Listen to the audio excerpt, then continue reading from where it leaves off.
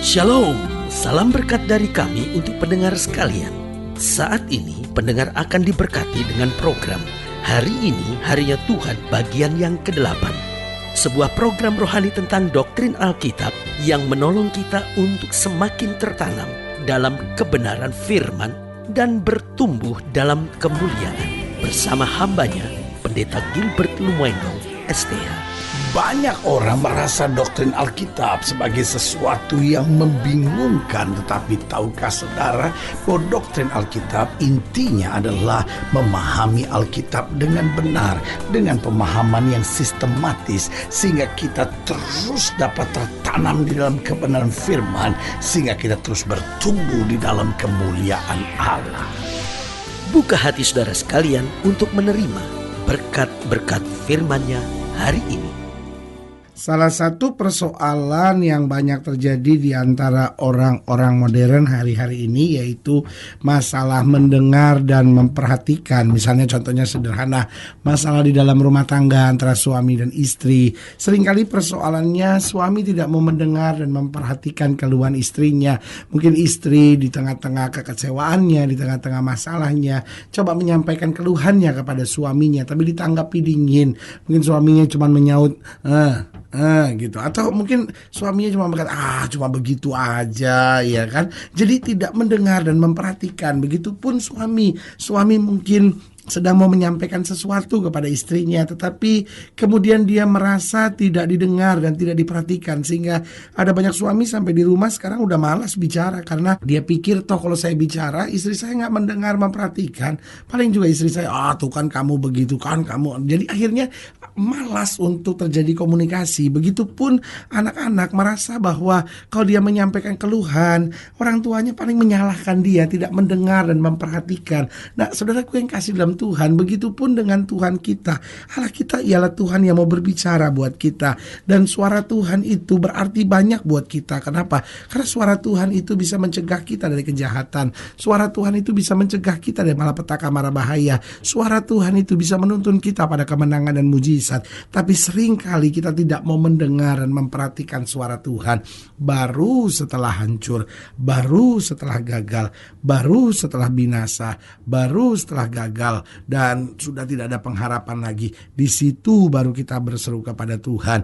Padahal kalau saja kita mau mendengar dan memperhatikan, ada banyak hal yang baik yang Tuhan mau kerjakan buat kita. Karena kita berkata seperti Bapa yang sayang kepada anak-anaknya, demikian Tuhan sayang kepada orang yang takut akan Dia. Haleluya. Selamat datang dalam program kita hari ini, Harinya Tuhan. Sebuah program rohani yang kembali mengingatkan kepada kita betapa pentingnya kita menjadikan firman Tuhan sebagai dasar keseharian hidup kita. Karena selama kita jadikan firman Tuhan sebagai dasar keseharian hidup kita, langkah-langkah ke depan kita penuh dengan kepastian, kemenangan, berkat, mujizat, dan perkara-perkara yang besar. Haleluya. Dan dalam program ini, dalam Mika pasal 1 kita mau belajar, dan di sini kita mau membahas tentang mendengar dan memperhatikan. Kita buka sama-sama dalam Mika pasal 1 ayat 1 sampai ayat yang keempat. Mika pasal 1 ayat yang pertama sampai ayat yang keempat. Demikian firman Tuhan. Firman Tuhan yang datang kepada Mika orang Moreshet pada zaman Yotam, Ahaz, dan Hizkia, raja-raja Yehuda, yakni berkenaan dengan yang dilihatnya tentang Samaria dan Yerusalem. Dikatakan, dengarlah hai bangsa-bangsa sekalian, perhatikanlah hai bumi serta isinya, biarlah Tuhan Allah menjadi saksi terhadap kamu, yakni Tuhan dari bait-Nya yang kudus. Sebab sesungguhnya Tuhan keluar dari tempatnya dan turun berjejak di atas bukit-bukit bumi. Luluhlah gunung-gunung di bawah kakinya, dan lembah-lembah terbelah seperti lilin di depan api, seperti air tercurah di penurunan. Nah, saudaraku yang kekasih dalam Tuhan, sedikit latar belakang yang perlu kita ketahui. Surat ini ditulis oleh Mika sendiri, dan surat ini ditulis sekitar tahun 700 BC, artinya 700 tahun sebelum Kristus, 700 tahun sebelum Masehi. Dan jelas dalam pernyataannya dia bernubuat khusus tentang Samaria dan Yerusalem karena ini yang disingkapkan Tuhan kepadanya. Nah, nama Mika sendiri berarti dia yang seperti Yahweh. Berarti Mika sendiri punya arti namanya bahwa biarlah kita sebagai orang percaya makin hari makin disempurnakan seperti Allah. Karena Alkitab berkata biarlah kita diciptakan segambar serupa dengan Allah ini.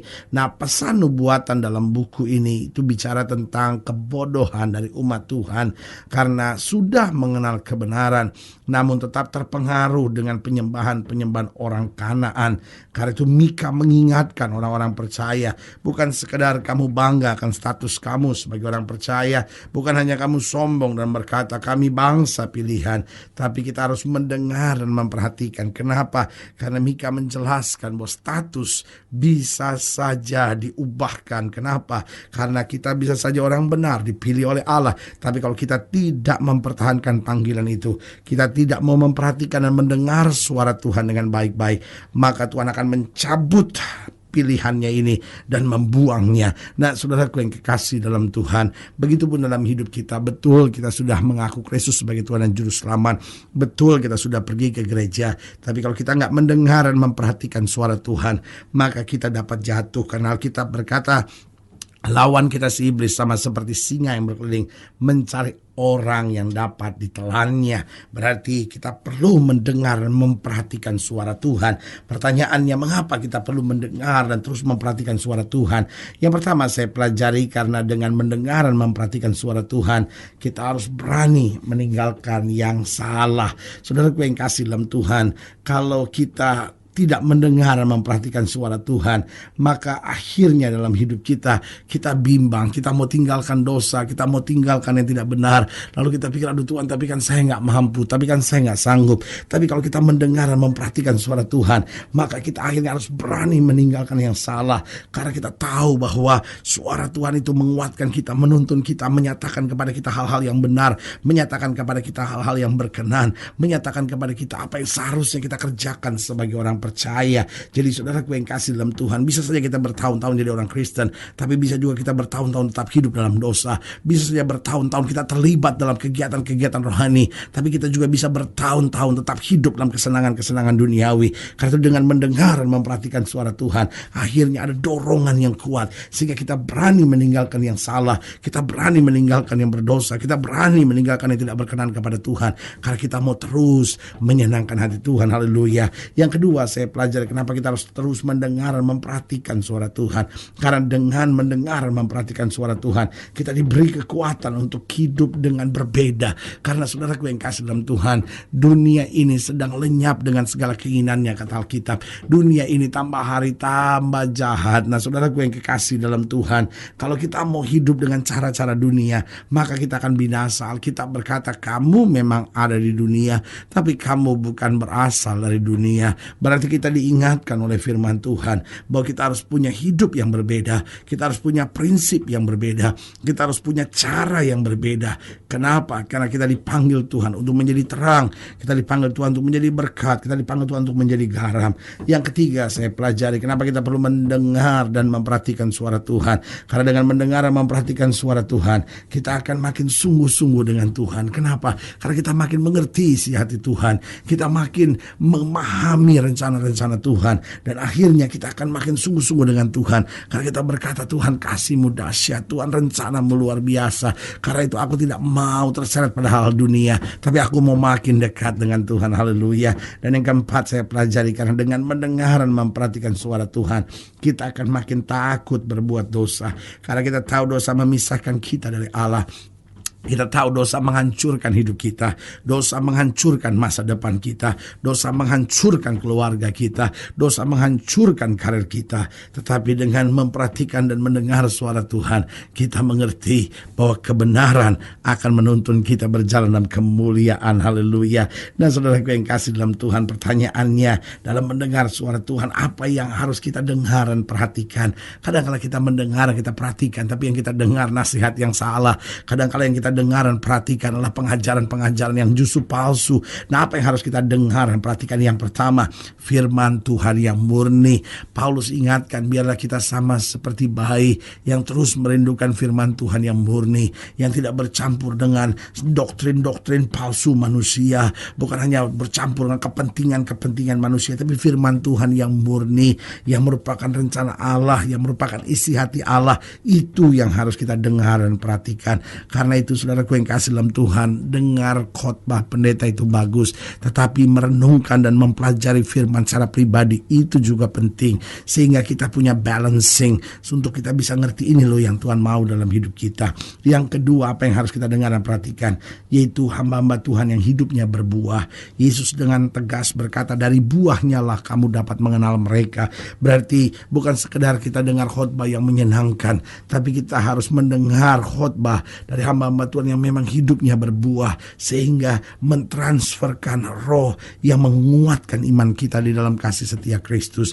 Dan yang ketiga, apa yang kita dengar dan perhatikan, yang harus kita dengar dan perhatikan, yaitu ajaran-ajaran yang alkitabiah, ajaran-ajaran yang mengagungkan Kristus, ajaran-ajaran yang menekankan pada salib, ajaran-ajaran yang menekankan pada hidup suci dan kebenaran, ajaran-ajaran yang menekankan pada kembali kepada firman untuk hidup di dalam firman. Ini yang perlu kita dengar dan perhatikan agar kita senantiasa bertumbuh. Dan yang keempat, yang terakhir, apa yang harus kita dengarkan, yaitu teguran-teguran yang jelas. Nah, saudaraku yang kasih dalam Tuhan, kita kadang-kala senang cuma mau dengar hal-hal yang lucu, hal-hal yang menyenangkan. Tapi saudaraku yang kasih dalam Tuhan, yang harus kita dengar dan perhatikan, yaitu teguran-teguran yang jelas. Kita butuh ditegur supaya kita mengerti kesalahan kita, dan akhirnya kita semakin bertumbuh dalam terang kasih Tuhan. Saudaraku yang kasih dalam Tuhan, Tuhan mengingatkan pada umatnya, hei, dengar dan perhatikanlah. Waktu kita dengar firman Tuhan, kita mendengar hamba-hamba Tuhan, kita mendengar ajaran-ajaran Alkitabiah, kita mendengar teguran-teguran yang jelas buat kita, maka saudaraku yang kasih dalam Tuhan, hidup kita makin hari makin diubahkan seperti Kristus. Haleluya. Saudaraku yang kasih dalam Tuhan, jika sedang dilayani lebih jauh, hubungi kami melalui telepon, hubungi kami melalui surat, kunjungi website kami, karena kami ada untuk membawa Bapak Ibu Saudara senantiasa lebih dekat pada Tuhan dan mengalami kasih kuasa mujizat yang luar biasa. Haleluya. Dan secara khusus melalui program ini juga saya mau berdoa buat siap sedang sakit, siap sedang berbeban berat, karena saya percaya bahwa bagi Allah tidak ada perkara yang mustahil. Nah, saudara-saudara yang didoakan secara khusus, boleh taruh tangan kanan saudara di dada dan kita akan berdoa. Mari kita berdoa. Bapa, dalam nama Yesus, hamba doa buat setiap pendengar sekalian, mereka yang mungkin sedang sakit, mereka yang berbeban berat, mereka yang sedang dalam pergumulan, atau mereka yang sedang butuh mujizat, atau yang selama ini kami tidak mendengar dan memperhatikan suara Tuhan dalam hidup kami kembali. Bapak, hamba doa melalui program ini di dalam nama Yesus, Tuhan jamah, sehingga hari ini boleh menjadi hari kemenangan, hari berkat, hari di mana kami kembali kepada Tuhan dan merasakan kasih setia Tuhan.